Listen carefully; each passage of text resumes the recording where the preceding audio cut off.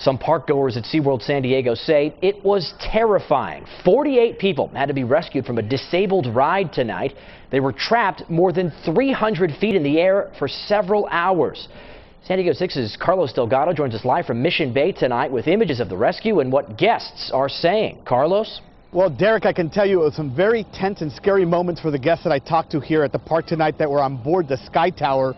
There were 2 employees that they told me did everything they could to keep everyone calm for about 4 hours. Things are back to normal here at SeaWorld. Take a look, the lights are back on. A full investigation is now underway to determine what caused the power failure to the iconic Skytower that left those 48 people, including those 2 employees, trapped for about 4 hours, about 3/4 of the way up. I can also tell you here is video from a viewer that sent us this video earlier today from inside the park moments after the ride got stuck about 3/4 of the way up.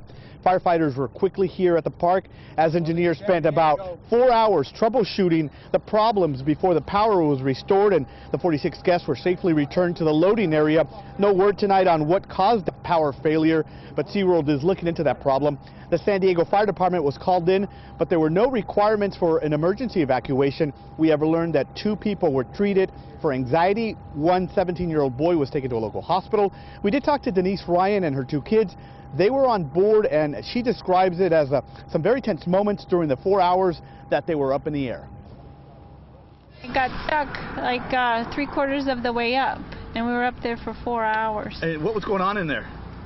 It was okay the first hour or so, but then, one guy was, had a panic attack, and then some people have to go to the bathroom, and...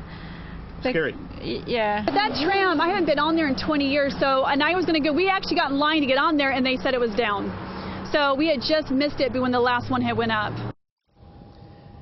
So there you go. You heard it from the people that were on the Skytower tonight. SeaWorld did release a statement tonight, and it says, quote, with guest safety as our top priority, park engineers spent 4 hours troubleshooting the problem. The guests were never in any danger, and park officials were in constant communication with them while the power failure was being addressed. Now, back here live, a full investigation is underway here at SeaWorld to determine exactly what caused this problem that had 48 people stuck up in the air for almost 4 hours. That's the latest tonight from Mission Bay. Carlos Delgado, San Diego 6 News.